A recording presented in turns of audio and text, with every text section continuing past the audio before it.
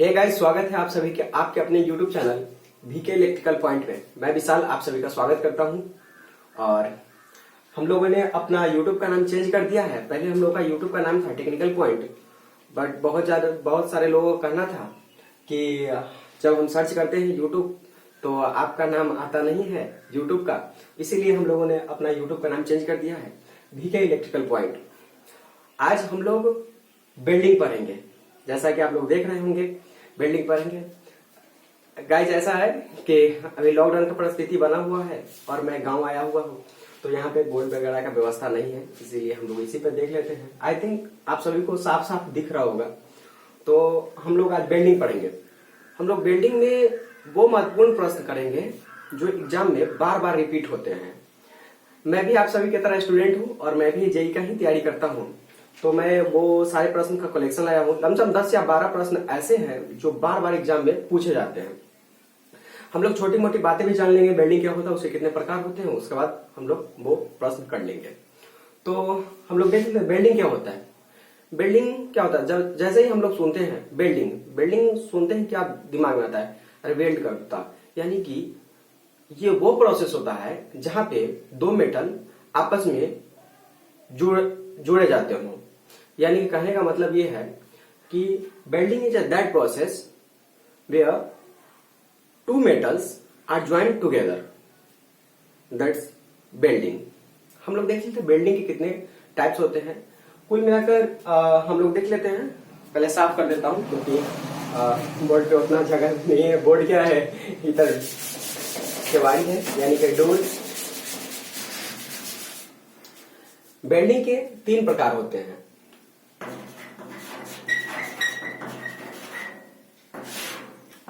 पहला होता है रेजिस्टेंस वेल्डिंग। रेजिस्टेंस वेल्डिंग में 2-3 महत्वपूर्ण प्रश्न आते हैं जो मैं अभी बता देता हूं। रेजिस्टेंस वेल्डिंग में सबसे पहले तो ये पूछ लिया जाता है, रेजिस्टेंस वेल्डिंग में कितना करंट की आवश्यकता होती है।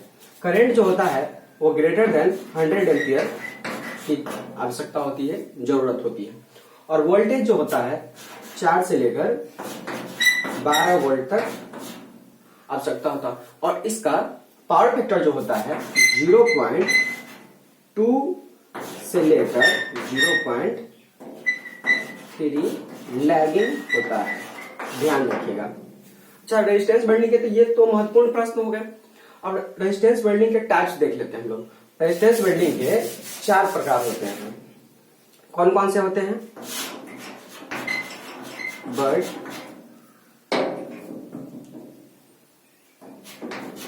सीम, स्पॉट और प्रोजेक्शन। कभी कभी ये भी प्रश्न पूछ लिया जाता है कि बट वेल्डिंग जो होता है वो कौन से वेल्डिंग में आते हैं, या सीम या स्पॉट या प्रोजेक्शन। यहाँ से अब हम लोग इसको देखेंगे नहीं गाइस, क्योंकि वीडियो लंबा चला जाएगा और हम लोग यहाँ पे प्रश्न करने आए हैं। कुल मिलाकर ये प्रश्न हुआ और ये पहला हुआ टाइप वेल्डिंग का।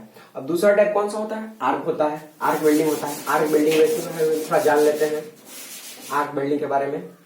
दूसरा टाइप आर्क वेल्डिंग। अच्छा, आर्क वेल्डिंग मैंने अभी फिलहाल में एग्जाम दिया था IOCL का, तो उसमें एक क्वेश्चन आया हुआ था कि आर्क वेल्डिंग में वोल्टेज की कितनी जरूरत होती है। वोल्टेज जो होता है यहाँ पे वोल्टेज जो होता है ये 60 से लेकर 100 वोल्ट तक यूज होता है यहाँ पे वोल्टेज। करंट कितना होता है?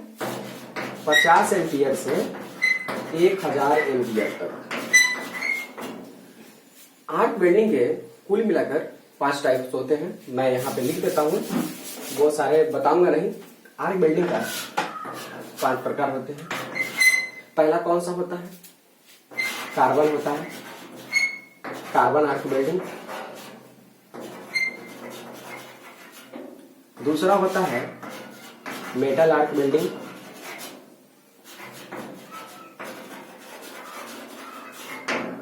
तीसरा जो होता है TIG होता है, यानी कि टंगस्टन इनर्ट गैस वेल्डिंग। चौथा जो होता है वो होता है MIG, यानी कि मेटल इनर्ट गैस वेल्डिंग। और पांचवा जो होता है इसमें होता है एटॉमिक हाइड्रोजन आर्क वेल्डिंग। ये हुए हमारा आर्क वेल्डिंग के प्रकार। अब तीसरा कौन सा होता है? तीसरा जो होता है रेडिएशन वेल्डिंग होता है, वो हम लोग देख लेते हैं। रेडिएशन वेल्डिंग में भी 3 प्रकार होते हैं। यहाँ पे रेडिएशन वेल्डिंग यानी कि यह तीसरा टाइप है वेल्डिंग का।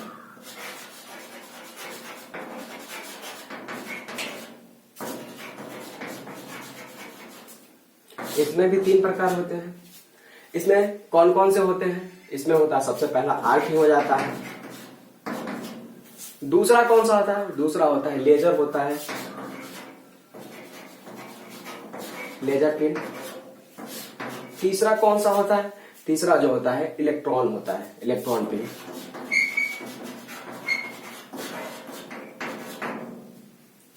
यानी कि कुल मिलाकर ये हुआ हमारा वेल्डिंग का टाइप्स, है ना। अब हम लोग वो प्रश्न देखेंगे जो एग्जाम में बार बार आता है। और मैं भी आप सभी की तरह स्टूडेंट ही हूं और मैं भी जेईई का तैयारी करता हूं, तो मैंने वो सारे प्रश्न जो फेसेस किया है वो मैं कलेक्शन करके ले आया हूं।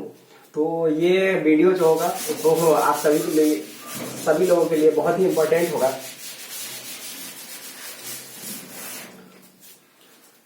सबसे पहला जो हमारा वेल्डिंग जो होता है उसमें किस टाइप का ट्रांसफार्मर का यूज होता है? ट्रांसफार्मर किस टाइप का ट्रांसफार्मर यूज होता है वेल्डिंग में, वेल्डिंग सेट में? तो ये जो होता है, ये पहला प्रश्न है, वो जो होता है स्टेप डाउन ट्रांसफार्मर यूज होता है। Step down transformer. गाइज मैं यहाँ पे प्रश्न नहीं लिख सकता, लिख तो सकता हूं बट वीडियो लंबा चला जाएगा, इसीलिए आप लोग ध्यान से सुने और उससे कॉपी में हो सके तो नोट कर ले, या वैसे भी याद रहेगी, 10 मिनट की वीडियो होगी ज्यादा से ज्यादा। अच्छा, एक प्रश्न यहां से हो गया। अच्छा, एक चीज और पूछ लिया जाता है। अच्छा, स्टेप जो डाउन ट्रांसफार्मर होता है, ऐसे पूछा जाता है प्रश्न कि जो वेल्डिंग जो होता है उसमें कैसा कनेक्शन किया जाता है? तो स्टेप डाउन यानी कि यहां से क्या समझ रहे हैं कि वोल्टेज का लेवल कम। तो वोल्टेज का लेवल कैसा कनेक्शन में कम होता है? जहां पे डेल्टा कनेक्शन होता है वह ना कम होता है। यहाँ पे स्टार टू डेल्टा कनेक्शन। ये हमारा हो गया दूसरा प्रश्न कि किस टाइप का कनेक्शन यूज होता है। अच्छा, तीसरा प्रश्न ये होता है, यहीं से आता है कि जैसे हम लोग स्टेप डाउन ट्रांसफार्मर देख लिए तो उसमें ऐसा पूछ लिया जाता है कि वेल्डिंग के पर्पस में, जिस वेल्डिंग हम लोग जब करते हैं तो उसमें किस टाइप का ये जो कनेक्शन जो होता है उसमें किस टाइप का आवश्यकता होता है। जैसे अब स्टेप डाउन से मतलब क्या समझते हैं हम लोग? Low voltage comma high current. Guys अगर आप लोग भी एग्जाम देते होंगे तो जरूर ये सब क्वेश्चन फेस करते होंगे। अच्छा, एक प्रश्न और पूछ लिया जाता है, चौथा प्रश्न, कि इफिशियंसी कैसी होती है? वेल्डिंग जब करते हैं हम लोग तो जो ट्रांसफार्मर होता है, मोटर होता है, जनरेटर जो भी होता है, उसमें इफिशियंसी जो होता है उसका कैसा रेंज क्या होता है? उसका इफिशियंसी का जो रेंज होता है 50 से लेकर 60% होती है। ये हो गया ट्रांसफार्मर का। अब कुल मिलाकर कुछ और प्रश्न देख लेते हैं। मैंने लिख लिया है लेकिन जो याद है वो बता देता हूँ। ट्रांसफार्मर कुछ छोटी मोटी और प्रश्न होंगे, देख लेता हूँ।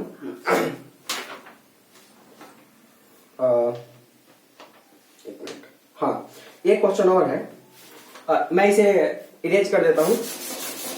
ये 4 प्रश्न मैं करा चुका हूँ यहाँ। हम लोग 5वां प्रश्न देख लेते हैं। अब कुल मिलाकर गाइस 10 या 12 प्रश्न होंगे। एक क्वेश्चन और है, जो power factor of load using welding transformer least depend upon. कहने का मतलब ये है कि पावर फैक्टर जब लोड का जो होता है वो किस पे डिपेंड करता है?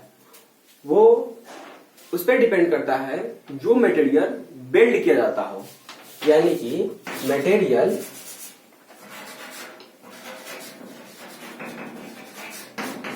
टू बी वेल्डेड,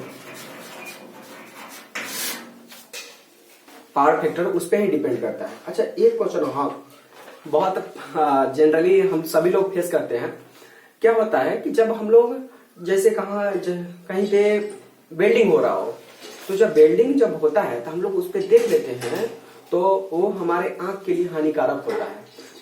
जनरली मैंने भी एक बार क्या कितना बार देखा है, बट मुझे एक बार ही मैं वैसा फेस करा हूँ कि देखने के बाद ना पानी गिरते रहता है आंख से।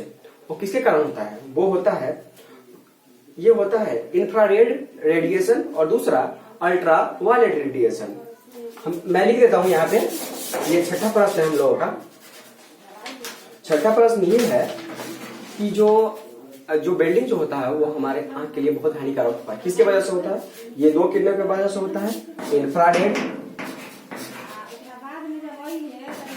इंफ्रारेड रेडिएशन यानी कि अवरक्त किरण,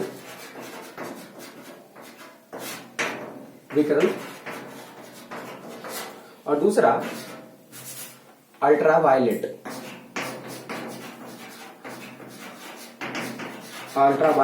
रेडिएशन के कारण होता है, यानी कि परावैंगनिक विकिरण।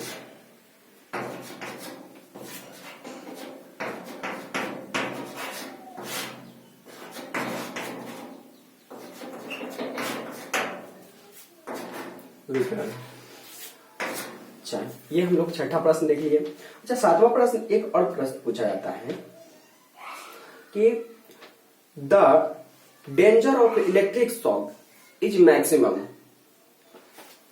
इलेक्ट्रिक शॉक मैक्सिमम कब होता है डेंजर?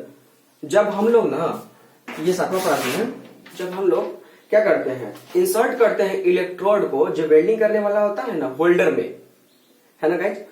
देखते होंगे हम लोग जब जाते हैं वेल्डिंग कराने, तो क्या करता है, एक इलेक्ट्रोड जो होता है जिससे हम लोग वेल्डिंग करते हैं, जैसे सड़ाते हैं 10 चिंगारी निकलता है और बेल्ट होता है, तो वो जब फंसाते हैं हम लोग उसमें, तो उस टाइम बहुत मैक्सिमम चांस होता है कि उसमें जो भी करंट जो होता है वो लग जाती है।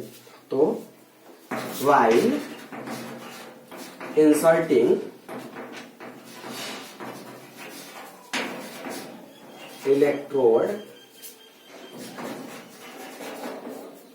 into the holder, ये हमारा हुआ सातवां प्रश्न। अच्छा एक चीज और ध्यान देते होंगे जब हम लोग वेल्डिंग कराने जाते हैं, ये मैं जितना भी यहाँ पे प्रश्न करा रहा हूँ गाइस, ये किसी न किसी एग्जाम में पूछा गया है, या एसएससी जेई हो, या रेलवे हो, या वो हमारा डीएमआरसी हो, या मैंने अभी हाल में ही दिया था IOCL दिया है, तो उसमें भी पूछा गया था। तो हम लोग, मैं भी आप सभी के तरह स्टूडेंट हूँ और मैं भी एग्जाम देने जाता रहता हूँ, तो मैं भी ये सारे एग्जाम प्रश्न फेसेस करता रहता हूँ। अच्छा एक चीज और है, जब हम लोग वेल्डिंग जब करते हैं, तो मैं तो नहीं करता हूँ, जो भी करते हैं, तो वहां पे एक चीज देखते हैं, वो क्या रहता है ना, जब वेल्डिंग करते हैं तो उसमें ना हमेशा जो है ना वो अर्थ करके रखा होता है। एक जैसे ही वो लाके जोड़ दिया जाता है एक रॉड में, और वो रॉड से वो बेल्ड करते रहता है किसी भी चीज को, जो भी पर्सन होता है वो बेल्ड करते रहता है। तो वो जो होता है ना, वो हमेशा जो है ये वाला वो अर्थ किया रहता है, जमीन में ऐसे ही छोड़ दिया जाता है। ये भी क्वेश्चन पूछ लिया जाता है कि जो वेल्डिंग जब हम लोग करते हैं, देखिए क्वेश्चन कैसा आया है कि the welding electric circuit is always earthed. ये हुआ हमारा, ये हुआ वेल्डिंग के कुछ ये महत्वपूर्ण था। अच्छा ये तो हो गया, अब हम लोग ट्रांसफार्मर केस देख लिया। अच्छा हम लोग जनरेटर केस देखते हैं। अच्छा ये हमारा छठा प्रश्न था, अब हम लोग सातवां प्रश्न देख लेते हैं। तो सातवां प्रश्न ये है कि वेल्डिंग करने में कौन सा जनरेटर का यूज किया जाता है? तो इसमें जनरेटर जो होता है differential compound DC generator.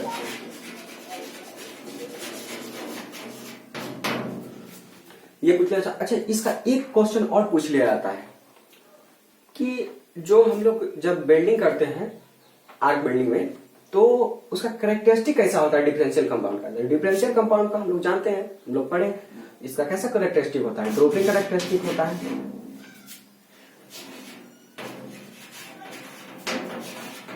Dropping characteristic होता है, ये आठवां प्रश्न है। अच्छा एक चीज और, जब हम लोग जान गए हैं कि इसमें बिल्डिंग करने के केस में करंट की ज्यादा आवश्यकता होती है, तो इसमें कौन सा बाइंडिंग यूज होगा गाइस? इसमें बाइंडिंग जो होगा इसमें, ये 9वां प्रश्न है, लैप बाइंडिंग। लैप बाइंडिंग के केस में ही हम लोग ज्यादा करंट यूज करते हैं, है ना। अच्छा देखिए, ये तो हो गया हमारा, अभी इसका प्रश्न है। कुल मिला के 9 प्रश्न हुए। अब एक दो और प्रश्न होंगे जो मैंने कर रखा है, देख लेता हूं प्रश्न वो कहाँ है। 9 प्रश्न हो चुके हैं गाइस। अच्छा ये 10वां प्रश्न, ये 10वां प्रश्न। वीडियो थोड़ा लंबा चली गई इसलिए मैं माफी चाहता हूं। अच्छा एक क्वेश्चन और है, 2-3 है। हीलियम आर्क वेल्डिंग में इलेक्ट्रोड जो होता है, हीलियम आर्क वेल्डिंग जो होता है उसमें इलेक्ट्रोड जो होता है वो कैसा यूज होता है? वो होता है टंगस्टन का। टंगस्टन का इलेक्ट्रोड यूज होता है किसमें? हीलियम आर्क वेल्डिंग में। अच्छा, grey iron is usually welded by, grey iron, ये 11वां प्रश्न है। ग्रे आयरन जो होता है यूजुअली इज वेल्डेड बाई, किससे होता है? गैस वेल्डिंग से।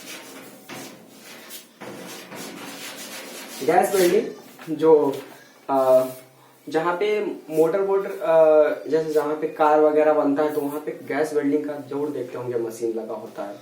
अच्छा हाँ, एक चीज और है, ये लास्ट प्रश्न है हमारा, बोले थे ही 10 या 12 प्रश्न होंगे जो एग्जाम में आते हैं। During the resistance welding heat produce at the joint as proportional to, resistance welding के केस में जब हम लोग वेल्डिंग करते हैं तो जो हीट प्रोड्यूस होता है किसके कारण होता है? हम लोग नेटवर्क पर हैं, उसमें क्या होता है? हीट प्रोड्यूस किसके कारण होता है? I² into R। ये हुआ गाइस हमारा ये वेल्डिंग का, वो मैं प्रश्न लाया हूं जो एग्जाम में बहुत बार रिपीट हुए हैं और आई थिंक मैंने अभी बहुत सारे क्वेश्चन किए हैं तो इससे बाहर क्वेश्चंस नहीं आते हैं। So guys thank you to all of you. I think अपना वीडियो से कुछ सीखे होंगे तो अपना चैनल को सब्सक्राइब करें और लाइक करें और वीडियो को हो सके ज्यादा से ज्यादा शेयर करें और एक दूसरे तक जानकारी पहुंचाएं ताकि अपने लिए भी फायदेमंद रहे और दूसरे के लिए भी। घर आया हूं, लॉकडाउन की परिस्थिति बनी हुई है और आप लोग भी अपने घर में रहे, मास्क का सदैव उपयोग करें, हैंड सैनिटाइजर हमेशा करते रहें। Thank you.